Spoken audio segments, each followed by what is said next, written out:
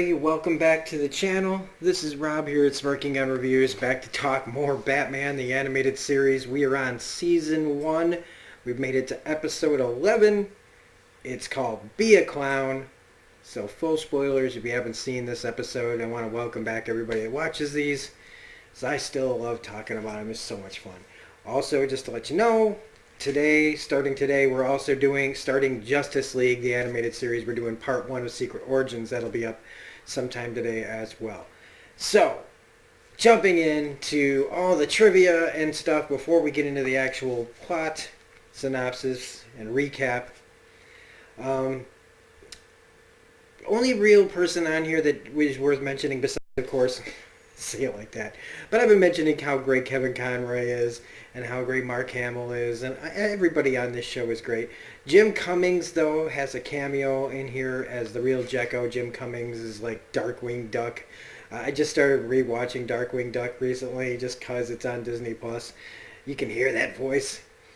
Also, Tim Curry, who was originally going to be the Joker, he couldn't do it because it was apparently they had to recast because of his voice. It was very hard to do the Joker laugh that he had, but the laugh is in here, in the laughing robot that's in this. You hear his version of the Joker laugh. Another bit of trivia is the picture of the Great Prosciutto. When asked who taught Joker or Jekko how to be a magician, he pulls out this picture of the Great Prosciutto, and it's a picture really of Alan Moore, who did the Killing Joke and Watchmen, and many other comics. They call him a ham too in this. So I don't know if this is a part homage, part dig, but whatever. Bruce Timm also, he came up with the idea of a kid who's in dire straits being too afraid of being rescued by Batman because he's scared of him. That was an idea that they had. Director Frank Parr, P-A-U-R, Parr. He had storyboard problems in this, and Bruce, there was apparently a freelancer quit the storyboarding process, and Bruce Timm had to come in and step in and fill in the whole second act himself. There's a squirting flour gag later in the episode. It was supposed to be acid, but they changed it to gas because standards and practices didn't want that to fly. They thought that was too much, too dangerous for the show. I don't know about that. I mean, if you hit him in the face, sure.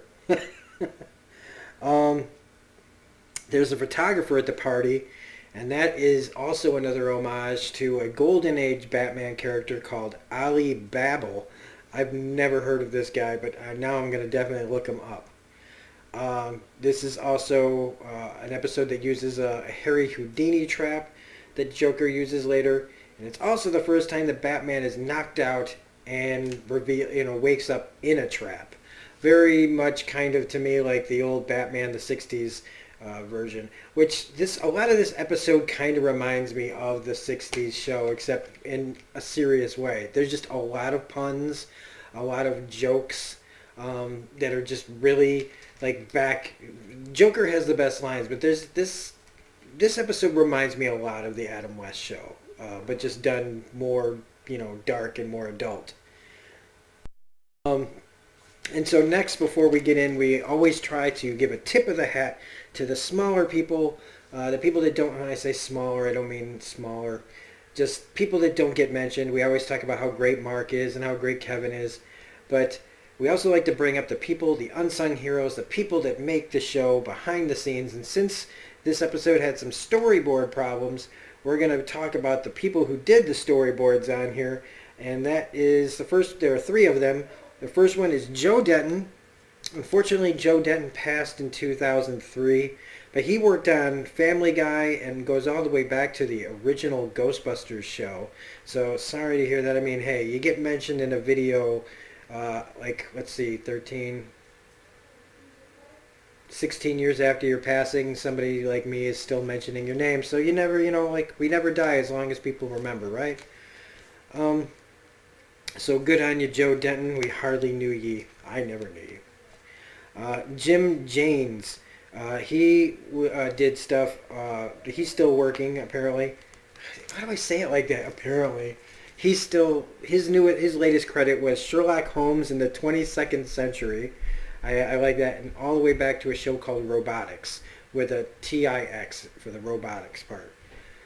Next, we have Philip Norwood, who his most recent stuff includes Scooby Doo and the Gourmet Ghost. I love looking these things up. Going all the way back to Dorothy meets Ozma of Oz. A lot of these things really make me want to look up some of this stuff and check them out. So that's our little tip of the hat to the people who never get mentioned but deserve to be honored in their own way for working on the best animated show of all time.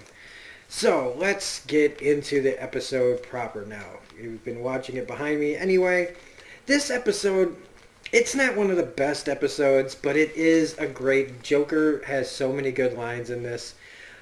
This is a Mayor Hill and Jordan Hill story. I don't even know if we ever get Jordan Hill again. This is a very kiddie one. This one deals with a kid.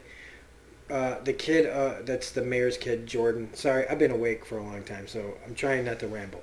But Mayor Hill at the beginning of this episode's trying to give a speech about anti-crime and turning things around in Gotham at a construction site when immediately the whole place is practically brought down around him by a couple of criminals crashing the construction site and almost killing the mayor with a falling piece of construction, piece of the building that they're erecting. And they get out of the car and they just start opening fire. We don't even know why they're firing. I mean, they could have just ran away, but instead they get out of the car and they just start firing on the crowd. Meanwhile, every chaos ensues. The mayor's running for cover, and Batman kind of flies in on a crane with a beam, and just runs into the criminals and runs off into the night, although it looks more like daytime. And this brings up the reporters that come up to Mayor Hill and say, hey, look, you were just talking about getting rid of crime, and here you are practically a victim of it. But Batman saved you. Do you consider him to be like the other element that you're talking about? And he's like, yeah, he's just another one of the rotten apples.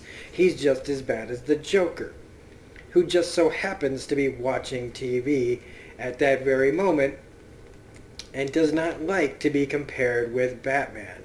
So he takes quite a bit of offense to this, and for some reason, the mayor tells the whole world about his son's birthday party and about his mansion.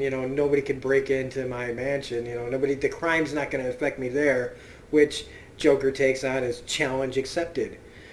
And we cut to the birthday party where the mayor is basically using his son as a prop. His son is just trying to practice magic and do his own thing, but on his son's birthday he's still using this as publicity, that he's such a good father. He's set up this whole party with kids the kid doesn't even know, all these things that he doesn't really even care about, and so he's putting on a show for the press and for all his friends to make it look like he really gives a damn, when the kid just wants to be left alone. And he's being used as a prop and a publicity, and for publicity and for votes and for, just positivity in the city's eyes that he's doing a good job and he's a great father. But this is when, there's this kid that comes in. The kid doesn't even know this poor other kid. He just passes a present in front of him. Happy birthday, where's the food? I just love it. He just charges through, doesn't even look at anybody or the kid or acknowledging anything. But Jekyll the Clown arrives and he impresses the kids immediately. The problem is we know right out the bat, this is Joker pretending to be this clown, that he's somehow infiltrated this party pretty easily. The kid, Jordan's very impressed with his magical skills, and he's like, how do I learn these kind of tricks? And Joker's like, step one, he happens to have 3 balls that say 1, 2, and 3. pulls him from behind the kid's ears, right? And he's like, step 1, run away. Step 2, find a magician. Step 3, steal his hat. So, at the same time, Bruce Wayne arrives because Bruce Wayne does kids' parties now for the mayor. He's got like this giant present, and the mayor finds his Jordan. And he's like, "Come on, I want you to meet Bruce Wayne." And he's like, "I don't want to meet Bruce Wayne. I don't give a shit about Bruce Wayne. Why is it always about you? You? Like just like run away and everything." And he embarrasses the mayor in front of everybody because he's throwing like a temper tantrum. But I mean, honestly, he doesn't want to do this. He doesn't like being a prop for his dad. So while he takes off, Joker proceeds to set the, he really wants to make a big entrance or a big finish to the party, I should say. And he puts a Joker candle on top of the birthday cake, that's really a giant stick of dynamite. He's like, this one blows you out. I guess I'm laughing almost like the Joker when I'm saying it. But it's really good. The mayor tries to like make excuses for his son. He's like, to Bruce, he's like, kids, and Bruce is like, not really. So Jekko though leaves, and on his way out, he can't help but do the Joker kind of snigger of that. That was not good. That was not good. Sorry, that was horrible. It's like whenever you try to do an impersonation, or at least whenever I try to do an impersonation and not just spur of the moment, it always sucks.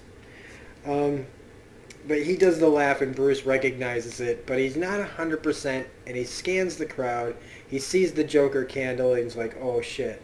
So he tries to stumble. He can't just turn into Batman right now, and he can't show that he's being a hero, so he has to stumble into the cake and knock it into the pool where it explodes.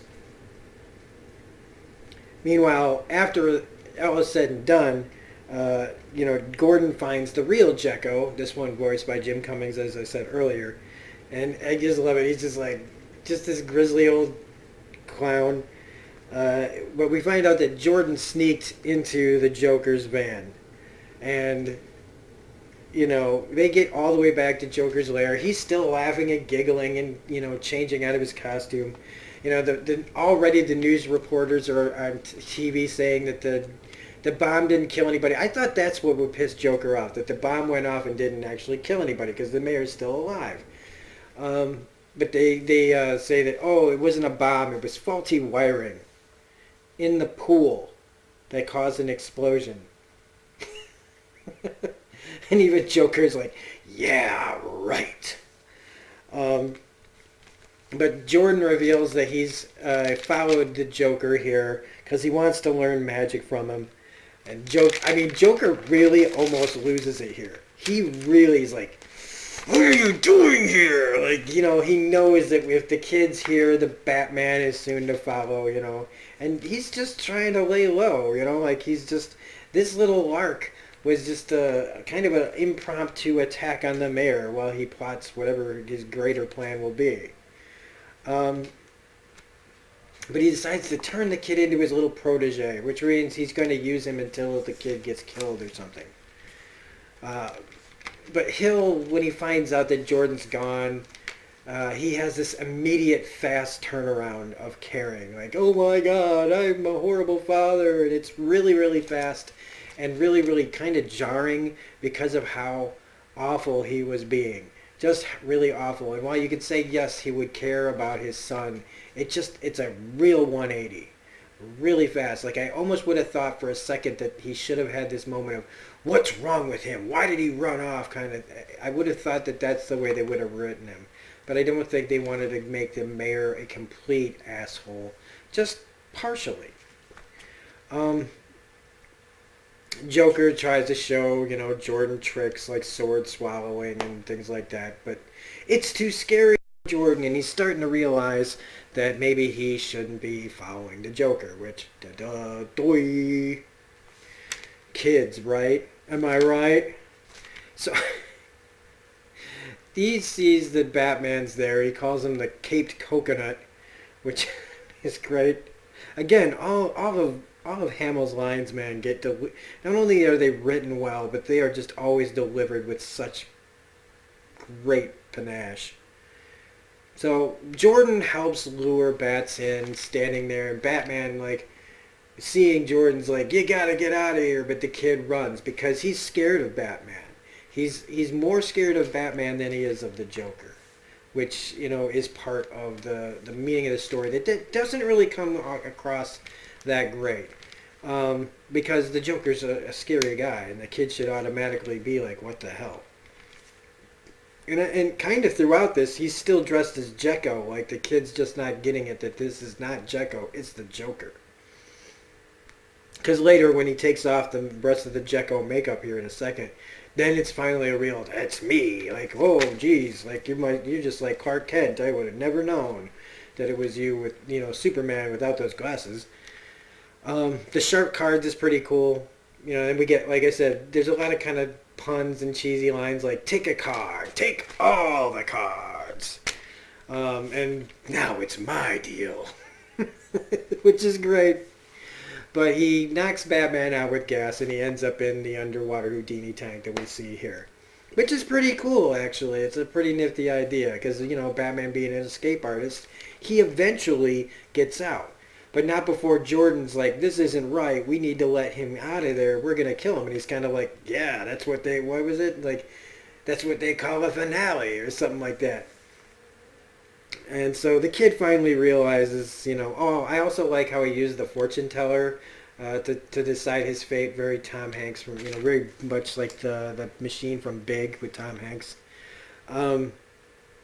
But yeah, the kid's like, I don't like this Jekyll, and Joker's like, quiet kid, it's a free ticket. But Bats gets out of the straitjacket because of, he's Batman. But Joker rigs the trick and has the whole thing latched up and locked so he can't get out. So joke's on Batman, right?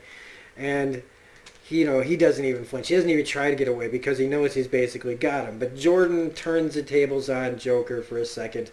This is like the second time. Like, Joker's Favor did the same thing where nobody kind of turns the tables on the Joker. Man, I just realized that just now. And, then it becomes a chase between Joker trying to get Jordan. Now, what's the ultimate goal here? Instead of just letting the kid go and just bailing, that's what Joker really should have done instead of going after the kid. But apparently hitting him in the face with some seltzer water is enough to make Joker, see red enough to come after him. This bit with the cane's pretty cool because it's just so out. Like, why is that even in there? Him following him with this little bamboo cane, hitting the bars, going, hello, Jordan, where are you? It's pretty kind of creepy. Also, we get the wonderful line from Batman, get ready for a little bat magic. Like I said, this is not my favorite episode, but it's still like, any Joker Batman episode is gonna get a few laughs. And we get this roller coaster chase here at the end with it all, with exploding Cupid dolls. And I kept wondering, how does he fit all this shit into his jacket? But, cartoons, whatever. And he does, again, another great line of, you just don't like to play with dolls, do ya? And so they're blowing things up. And, he's throwing bombs at Batman. And Batman finally gets onto the last car, their car they're on. Joker leaps. I like the animation of him leaping at Batman. That's really, really cool. And they have a fight. And it's as much as you can fight on a moving roller coaster that's going up and down loops and shit. But he tries to squirt him with the flower that was supposed to be acid, but it turns into gas. Now, see, that's where I go, okay, this doesn't make sense. Because if he moves out of the way of acid, that's one thing. But dodging gas that's getting shot in your face that just kind of goes like this, like a bullet, that don't make any sense to me. And that's why I feel like they should have just stuck with the acid. But whatever. It was 30 years ago, right? Almost 30 years ago. God, don't talk like that, Rob. Oh, God, like 27 years ago. That makes me very depressed. And so Joker falls off. He gets tossed. And Jordan, scared of bats at first, finally allows Batman to rescue him as they make a last... There's the dodge of the gas. See, he's like, Ooh, dodge that gas in the face. Last minute grapple to get Jordan out of there. And after that, basically almost the whole freaking amusement park or carnival or whatever it is comes crashing down. Massive property damage again. This is a after last week's exploding blimps crashing into buildings and exploding in the air, raining fire down on the people of Gotham City. Now we have a closed down, at least, amusement park that pretty much comes crashing down around everything. And we get their father-son reunion at the end. Like, we don't see what happens to the Joker at all. But Batman returns Jordan to Mayor Hill. I don't even think he acknowledges, like, Batman doesn't even show himself. Like, Jordan just kind of shows up. And it's this kind of like, I don't know, Jordan, I love you, son, I'm so sorry, and we'll make up for it, we'll talk about it tomorrow, and, uh, I'm going to give you the greatest, biggest birthday hug of your life. And they hug, and Batman comes from behind the bushes, and he's like, and Jordan's like, and that's the end of the episode. It's it's fine. It's fine. Like I said, this is not. They can't all be home runs, but Mark Hamill and Kevin Conroy are always great together in these stories. And sometimes they got to do things for the kids, right? The act so that kids go, oh, that could be me hanging out with Batman and the Joker. But even back then, I mean, I was like, if I'm Batman, like, I don't know. I wouldn't want to be this kid. But anyway, if you like this review, please hit the like button, comment, share, subscribe, hit the bell for all notifications. Thanks for watching these with me. I hope you guys enjoy watching them as much as I love talking about them. We'll be back next week. I can't remember what the episode is again, but whatever it is, it'll probably be a little bit better than this one. But like I said, they can't all be home runs. Also remember, Justice League Episode 1 from Season 1 comes out later today. So have a great day. You can find me on Twitter at reviews_gun. Otherwise, you can donate to my channel at paypal.me/smirkinggunreviews. Or you can go to my ko-fi.com/smirkinggunreviews to donate to the channel there so we can help make this channel a little bit better. So have a great day, and we'll see you on the next Batman the Animated Series. Bye.